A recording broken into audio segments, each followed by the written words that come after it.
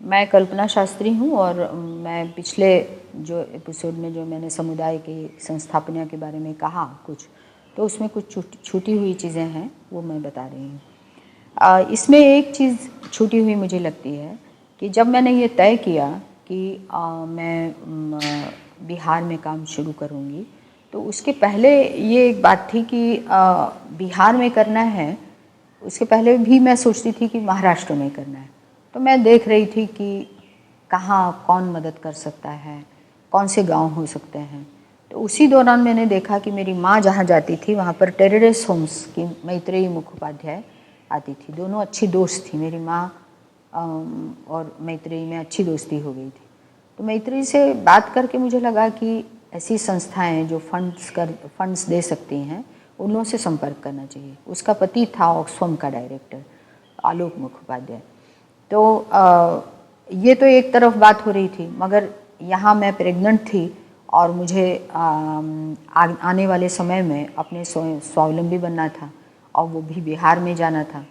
तो मैं एक बार जो है मैंने सुना था कि अन्ना साहेब सहस्त्रबुद्धे एक बहुत रचनात्मक काम करने वाले सर्वोदयी थे और कई जगह पर उनकी बहुत बात होती थी और बहुत सिंपल सादगी से भरे हुए थे। सेवाग्राम में रहते थे। तो मैंने एक बार निश्चय करके, उन दिनों में सेवाग्राम जाना भी बहुत आसान नहीं था, तो मैंने तय किया और वर्धा से बस से सेवाग्राम पहुंची। उनके घर जब पहुंची मैं, तो अपने कमरे में वो एक नीचे चटाई बिछी हुई थी जिसके ऊपर बैठे हुए थे। बहुत ही सादगी से, सिंपल सा कमरा, सिंपल से वो, और चेहरे पर बिल्कुल जिसको कहते हैं निश्चल जो चेहरा होता है वो। तो मैंने उनको बताया कि मैं कुछ करना चाह रही हूँ और वो भी बिहार में करना चाह रही हूँ, तो आप क्या मदद कर सकते हैं। तो उन्होंने मुझे एवी स्वामी का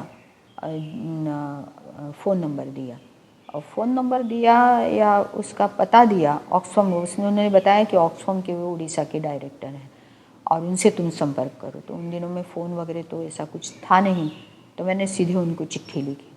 मैं लौट करके आई, चिट्ठी लिखी, चिट्ठी का जवाब आया। उसके बाद मुझे पता चला कि ये आलोक ही असल में यहाँ का, महाराष्ट्र का नागपुर साइड में ऑक्सफैम का डायरेक्टर था और यही लोग वहाँ रांची जाने वाले थे। यानी मैं जब बिहार जाने वाली थी, संयोग की बात ऐसी कि ये लोग रांची जाने वाले थे और उन दिनों में बिहार का बंटवारा नहीं हुआ था, यानी रांची भी बिहार ही में था। तो मैत्रेयी ने तुरंत बताया कि अरे तुम जा रही हो, मैं भी जा रही हूँ। वहाँ जाने पर भी जब हम बिहार पहुँचे तो मेरे दूसरे दिन से ही मेरा काम शुरू हो गया कि मैं चाहती थी कि मैं किसी भी चीज़ में परावलंबी नहीं रहूँ। मैं अगर संस्था शुरू करना है तो मुझे तुरंत संस्था शुरू करना है। तो मैंने आपाधापी शुरू की और सीधे उसको चिट्ठी लिखी। तो उसने कहा कि हाँ तुम आ जाओ यहाँ इस समय। तो वो शायद 8 से 10 अक्टूबर का समय के बीच का समय था जब उसने बुलाया और एक ही दिन पहले पता चला कि जेपी का निधन हुआ है। तो शिवमूर्ति चला गया पटना और उसके लिए बहुत बड़ी बात थी, मेरे लिए भी थी, मगर मुझे तो जाना था। तो मैंने तय किया, माँ बाबूजी ने मीटिंग की कि भाई अब कल्पना के साथ किसको भेजा जाए। ये भी मेरे लिए नई बात थी क्योंकि मुझे तो अकेले ही जाने की आदत थी सब जगह। तो उन्होंने फिर अपने एक अकाउंटेंट करके उनकी संस्था में जो काम करते थे ठाकुर जी, उनको मेरे साथ भेजा। उनका बेटा रांची में रहता था, उनको साथ ले करके हम लोग ट्रेन से और बहुत दूर के रास्ते से, गलती से, मतलब वो भी ठीक तरह से मार्गदर्शन नहीं मिला हम लोगों को, तो धनबाद पहुँचे और धनबाद से हम लोग रांची पहुँचे 6 घंटे सफ़र करके। तो मैं उन दिनों में बच्चा होने के कारण या ऐसे भी थोड़ा सा केयरलेस होने के कारण मैं कमज़ोर भी थी, तो मैं बहुत थक गई। और बच्चे को तो जानते ही हैं कि अगर इन्फेक्शन, ऐसे समय 4 महीने की थी कशु, तो उसको इन्फेक्शन भी लग गया, पेट खराब हो गया। पर मुझे दूसरे दिन जाना था, तुरंत मैं गई ऑक्सफैम वालों से मिलने के लिए और उन लोगों से बातचीत करके मैंने बता दिया कि मैं यहाँ पर गांव में काम शुरू कर रही हूँ।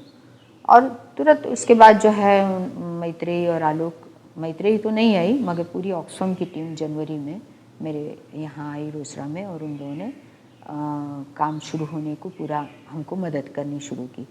तो ये चीज़ मैं इसलिए बता रही हूँ कि मैंने संपर्क किया, मगर उस अन्ना साहेब सहस्त्रबुद्धे जैसे एक निश्चल, एक महान व्यक्ति ने मुझे मदद करने के बाद भी कभी भी मुझे ये नहीं जतलाया कि मैंने तुम्हें इतनी मदद की। उनके कारण मेरी संस्था शुरू हुई, फंड्स मिलने शुरू हुए, पर एक भी बार उनके दिमाग में या उनके उसके बाद भी कभी मिले होंगे तो ऐसा नहीं लगा कि उन्होंने मेरे ऊपर इतना उपकार किया है। तो ऐसे भी बड़े लोग होते हैं जिनकी मदद होती है तो कितनी मदद हो जाती है। देखिए, ये एक ध्यान में आती है बात। बस यही मुझे कहना था।